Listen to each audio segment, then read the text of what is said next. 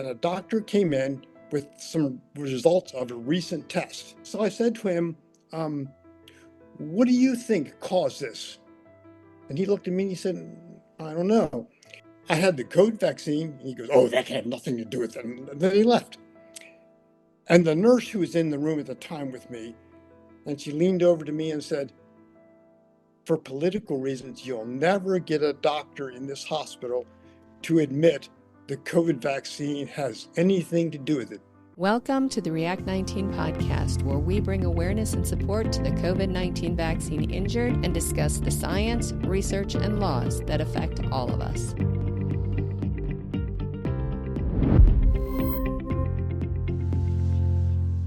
Hi, everyone. Thanks for joining us again today. I'm Ann Forty, the host of the React19 podcast, and today my guest is Tim McAdams.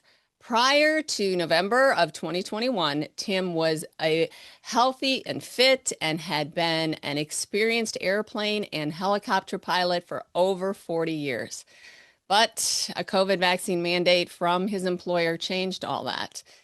On November 24th of 2021, he suffered the first of two massive cerebellar strokes and a cascade of life-threatening complications, so many, caused by the Pfizer vaccine. And since that time, Tim has dedicated himself to educating the public by raising awareness about vaccine risks, ending coercive mandates, and advocating for better recognition and compensation programs. Tim, thanks so much for being here today. Thank you for having me, and I'm just happy to be able to tell my story. Well, and I'm just so grateful that you're willing to tell your story and that you're here to tell your story, because you have been through just so much. And let's go back to early 2021. You know, COVID's there. What are your thoughts about COVID, about the vaccine? What's going on in your life? You're a fit, healthy pilot. Life is good. So what are you thinking back then? Well, in early 2021 and most of 2020, the company I was working for is based in Europe. So I was traveling back and forth to Germany on a work authorization because they weren't allowing tourists back then, and never had any problems at all. I was getting tested every time I left the United States, getting tested every time I got into Germany, and so on and so on. Never had any issues. It wasn't until the end of 2021 that the Airbus mandated it or get fired. So I got a little scared and got the vaccine. And they mandated it because did it have something to do with the Biden administration's, their rule about, if you do anything with the government, you have to be mandated? Or, okay, so it was part of that. Yes. Okay. Well, they had sent a lot of emails saying, we encourage everyone to do this. It's in the best interest of you and your family and so on. They were very pro-vaccine. Okay. But they didn't mandate it until the Biden executive order came out. Okay.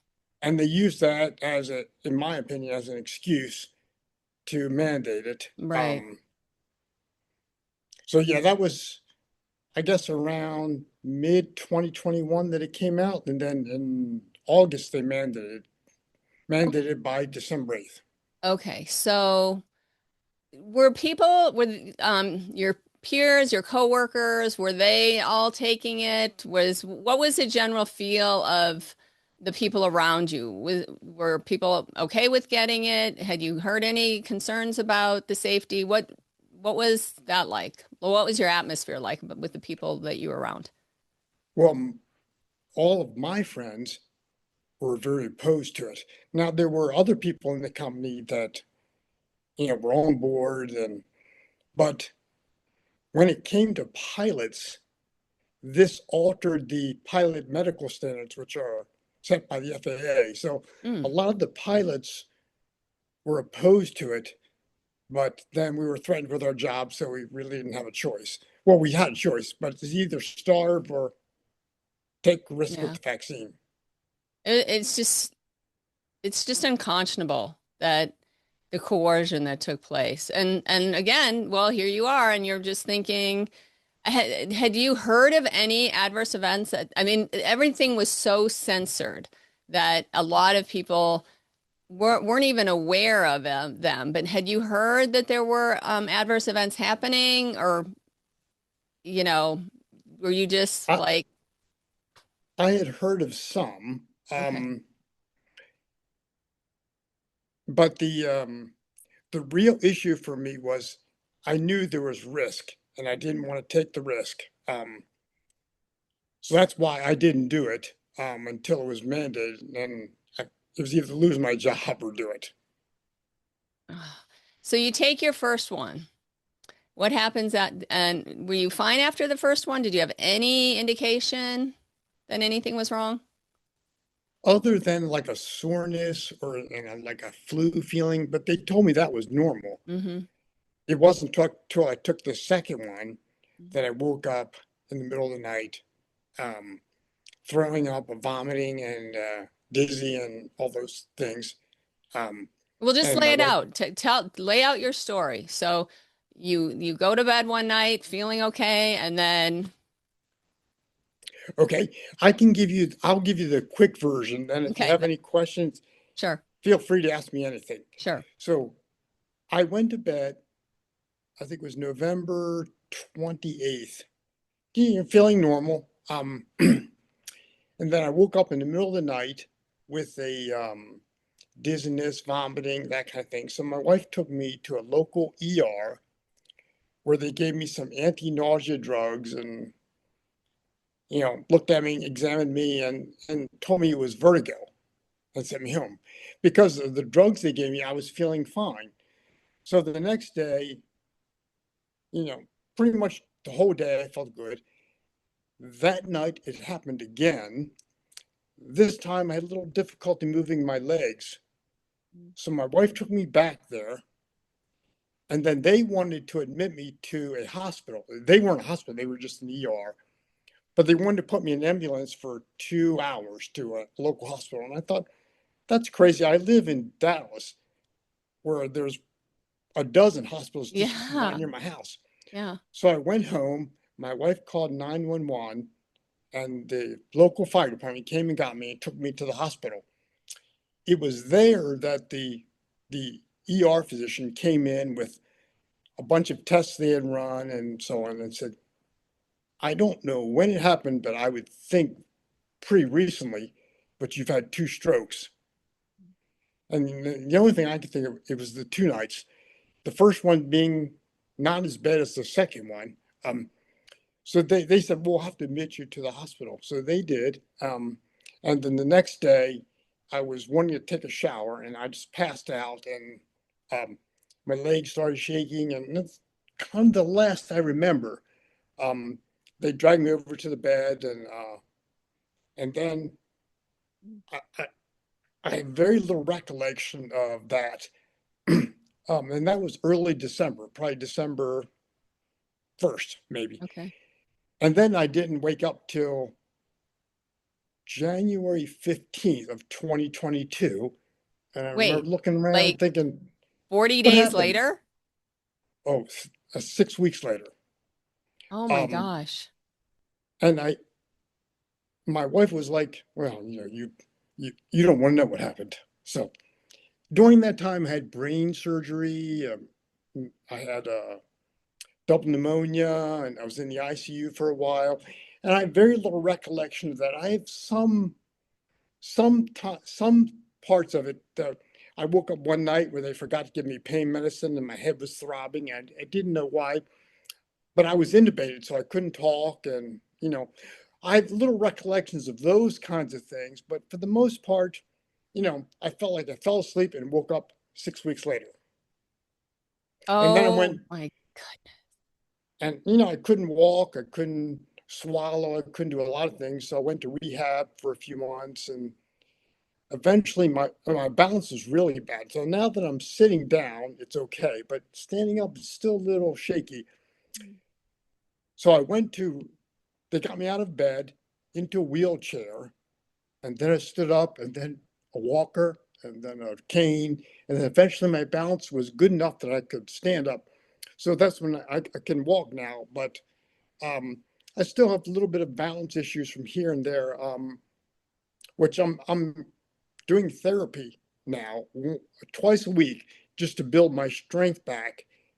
And that seems to improve my balance a little bit. So that's where I am right now. And so that was the quick version. And if you have any questions, just feel free to ask. Well, I guess the first question I have is, was this recognized as a vaccine injury?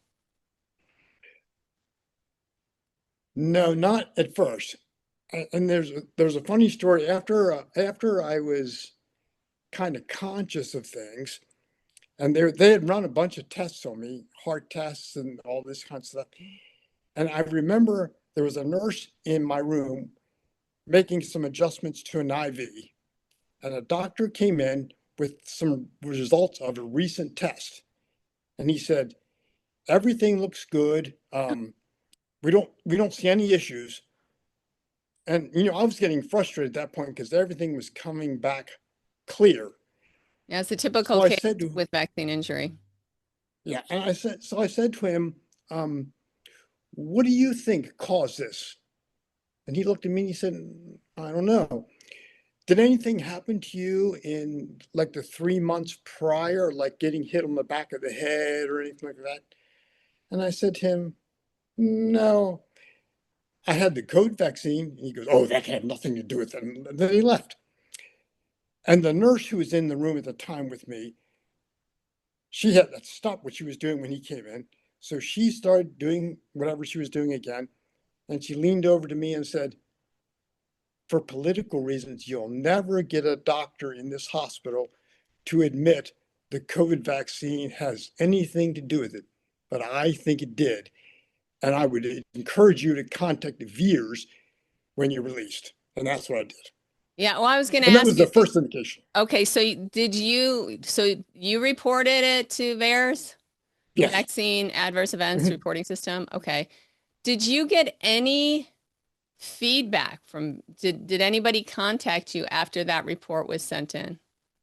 No. Of course, My wife and I both did it. So we got an acknowledgement email that they received it, but but that's no all we've follow-up. heard. And that was probably in 20, I was released in 2022. So that was probably mid 2022.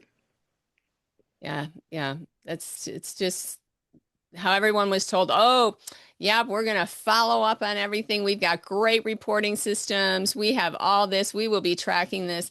I don't think any, I don't think any vaccine injured person that I have interviewed ever got a follow-up from VAERS. Unless they called, like Joel, who the co-founder of React19, he was thinking for sure. I mean, he's an orthopedic surgeon. He's thinking for sure, Moderna would want to know, and surely they, want to contact him. Nothing. And then when they finally did, his compensation was rejected. Did you file a CICP? Did you even know about the countermeasures I, injury program? I didn't know about it. And then someone told me, but it was after the 2 year Yeah, it was limitation. probably too So we, late. we never filed. And the people that I talked to had said that, it's not much money at all. So, Yeah, well, yeah, um, people, I mean, over 97%, I think it's like 0.2 something percent of claims, get anything. And if there is, I heard there that. was one, I think there was one large payout for somebody who died. But besides that, React19 is given out way more. And that's just Oh, through yeah. donations Mhm. that people donate and it goes right back out to people like you. Um, okay, so no recognition by VAERS, no compensation. What did your employer do? Did they, I mean, Nothing. nothing. There, I had really good insurance, which covered the majority of it. Oh, that's good. So that was good. But in terms of them doing anything, nothing. Did they just fire you afterwards? Or, I mean, obviously you could, well, were you ever able to? I'm assuming you couldn't go back to work. Well, this is the story. Okay. So when I was released from the hospital, um, of course, I lost my medical. I couldn't fly an aircraft anymore. But After all um, those years. yeah, and I wanted to do something. So I was feeling a little better every day. And the doctor told me you'll make the most improvement in the first year. Mhm. So at that point, I was thinking, well, okay, a couple years from now, I can get my medical license to fly again. So I asked Airbus if I could teach in a simulator, which I was qualified in, until such time. And they said, yeah, okay, we'll bring you back as a simulator only instructor. So I went back to work and I had to get authorization from my doctor to do that. And he was very skeptical. But he said, if that's what you want to do, um, I will allow it, provided you come see me every 3 months and understand that I had the right to revoke it I'm sorry, my voice is at any time. So I agreed to that, and I went back to work, and within a few months, I started getting headaches. My blood pressure was up, and I kept telling the doctor every 3 months. I kept saying, "Hey, just give me a chance. And let me see if I can fix this." Because at that point, I was still within a year, and I was getting better and a little better every day. So I kept thinking, well, okay, I just need to make it through this couple year period, and I'll be okay. Well, that eventually started to stop. I stopped improving, and then the doctor looked at me one day and said, "Oh, I'm going to revoke your authorization to work." So then I left. That And must that have was, just been so, how, how have you dealt with just the loss of, everything you'd worked towards? And I, I mean, walk us through how you've been dealing with that obvious grief and that loss. it was really, it's gotten easier, but it was really hard at first. And then, I just, I had to stop working and I went on long-term disability. And so it's been like that now for, mm, I think I went back to work in 2022, worked until 2023. And that's when he said, okay, you can't work anymore. So since then, I've been trying to do things like this. I've been trying to promote what happened to me and trying to get the story out so I can help others avoid this. So that's been my life now for the last couple of years. And so was there any ever was has there ever been any recognition that that where a doctor said yes, this was caused by the vaccine, or is it still no? Yes. So when I got out of the hospital, I had to see a neurologist and a couple of different people, but eventually my care got turned over to my long time doctor of 25 years. Mm, And so he reviewed all my medical records from the hospital, which was 80 days in hospital, examined me, and then in January of 2024, he wrote in my medical records that this was a side effect of the COVID vaccine. okay, So well, yes, you finally got recognition, well, hopefully I mean, there are certainly, doctors, well, because, still the FDA, the CDC, they haven't put anything out besides myocarditis. They haven't put anything out to doctors saying, hey, watch for all of these things. These are all, I mean, React19 could certainly give them a constellation of symptoms of what has happened to people. And, um, I think a lot of, what did we heard? Only 10%. I think it's maybe only 10% of people are taking in healthcare are taking the vaccine. And I mean, we all know. Tim, what do you think? Where do you think this ends? Do you think that there will ever be any acknowledgement? Do you think the government will ever pass? I mean, everybody was hopeful of RFK being able to get in there and Jay Bhattacharya. I mean, they all know. I mean, I've spoken directly with Jay. I know, many people have spoken to um, RFK Jr. Um, they all know that you guys are out here. But do you think anything will eventually happen where recognition and compensation will take place? I am hoping so. But the way I view it is no one wants to open that door Right. because once they do, then it's going to open a can of worms for a lot of people. And I've been working with a fired American Airlines pilot. Oh, tell Um, us about that. so we are working with the FAA to try to get them to acknowledge that this was a violation of medical standards. Mm, Um, but they're reluctant to, like, they're very reluctant to say that because once they say that, mm. that opens the door for a lot of things. So to keep a lid on it, they're very reluctant to do anything. But I'm hoping that will change. Yeah, it is a very difficult situation because as more and more um, evidence shows the harm that this has done and continues to do, that, health problems that people have today that they don't even know, they're not even associating to the vaccine, but it's likely the cause. So, how do you tell the whole world, hey, you might have a ticking time bomb in you, Right. and because once you do acknowledge it, but it's just so sad. I mean, I'm glad that you have insurance. Obviously, I talk to people who, were fired, weren't able to get disability. They've Right. lost their entire life savings trying to Hmm. get medical help. They've been forced out of their homes. How have you been able to survive somehow financially? Yes. What happened was, you know, I was 59 years old when this happened. So I planned to work till I was 65. Okay. So this was about 6 years sooner than my wife and I had planned. Okay. But we were able to make it. We had a little weekend house. Um, so we sold our main house in Dallas Okay. when my father had to stop working, and we moved into this little cabin that we had. So we lived there for a few years, and just try to save everything we could. We had some money saved for retirement, but now it's got to last us for the rest of our lives. Yes, and with your So medical condition.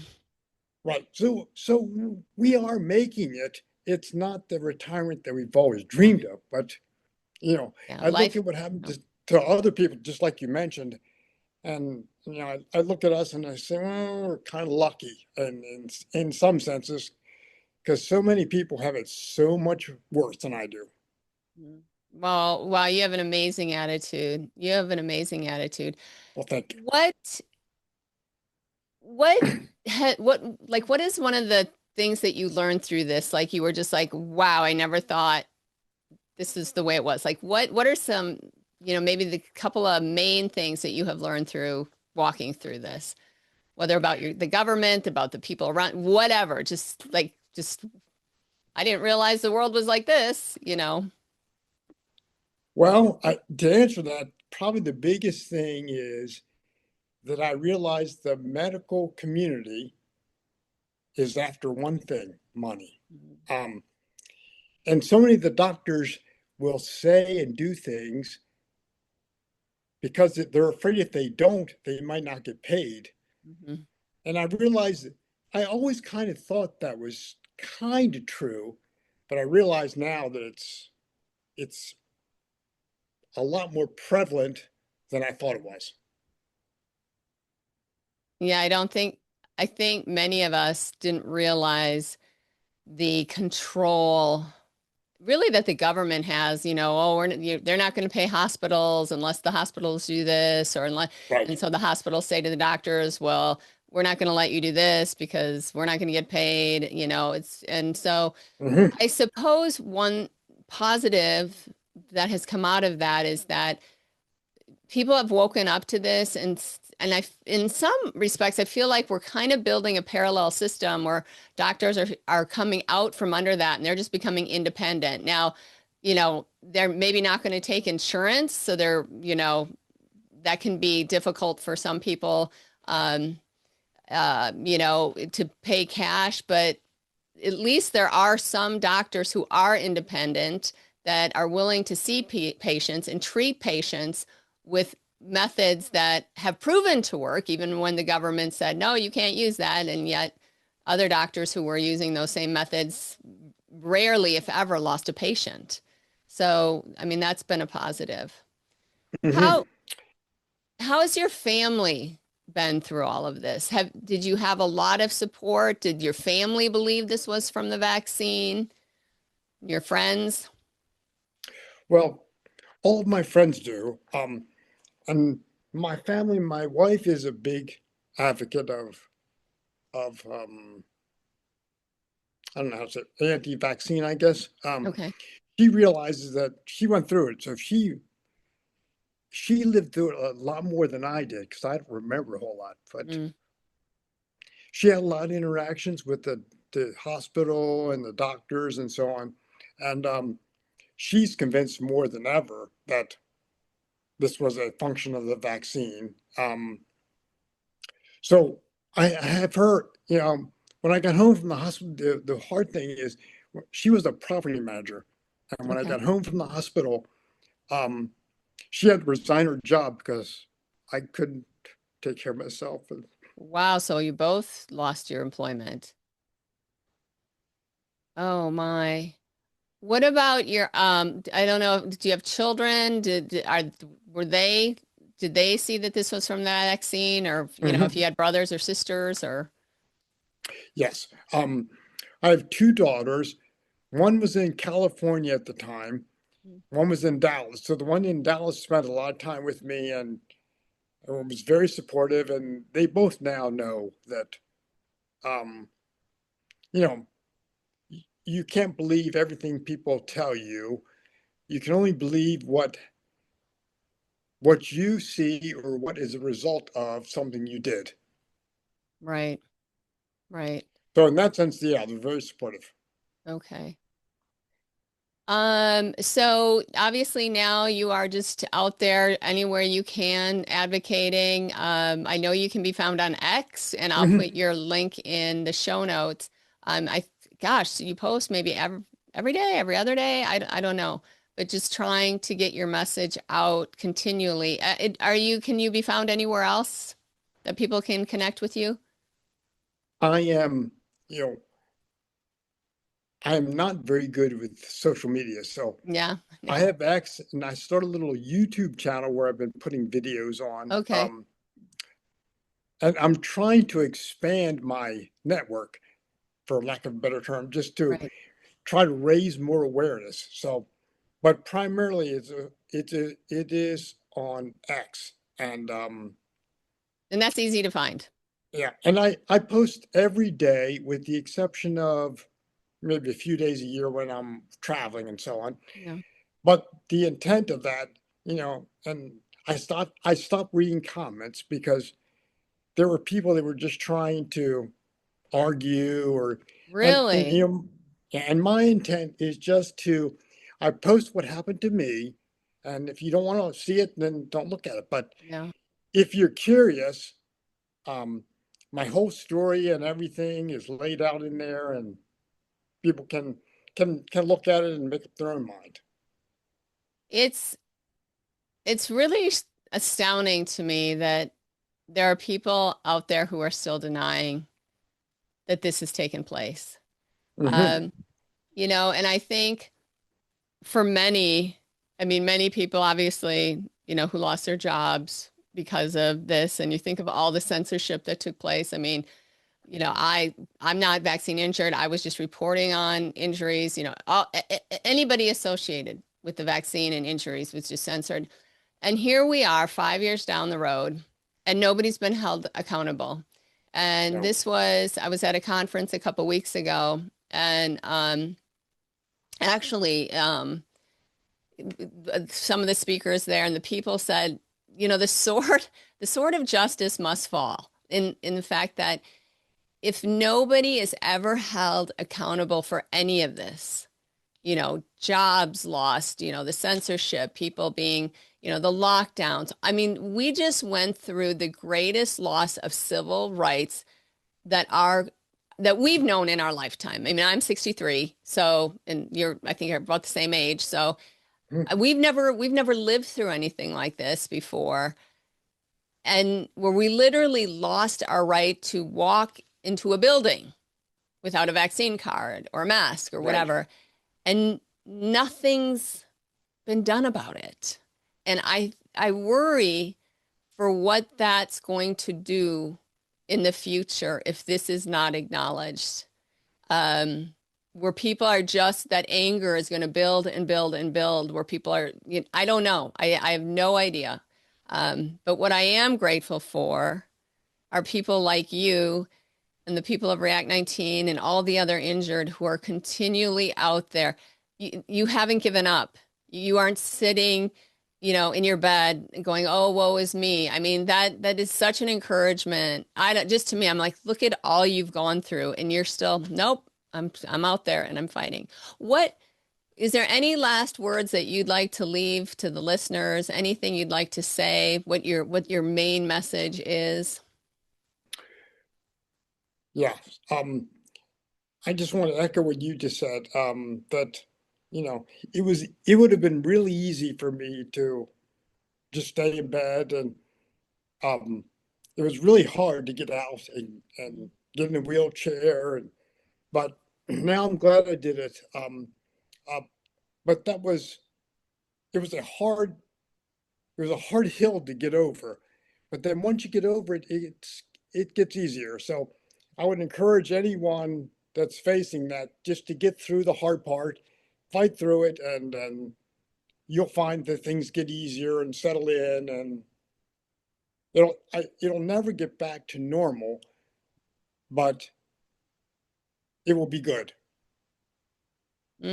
Those are good words for um, the audience to hold on to, and for all those who are injured, who are still looking to get to that place. Because some people, I mean, we need to acknowledge it. Some people are dying because they're not getting the help they need, but to maybe hold on to those words that you said, that, just keep going, keep getting out. You have a great message to all of us, to wake up, to make a difference where we are, to keep shedding that light of truth. And I just thank you for doing that. So thanks so much for taking the time today to share your story. I'll share everything, your X account. I don't, do you have a GoFundMe or anything like that? Or, um, There was one that, I don't know if you know who Clayton Morris is, with yes, Redacted. yes. So there was one. It's been a long time ago now that he Okay. started. I don't think it's active anymore, but Okay. All right. it Well, if was any, in response to, he was trying to help with some covering medical. It was those when I, major, yeah, when I first became a non-employee, mm, we had to buy health insurance, and so I think that was his way of mm. trying to help out.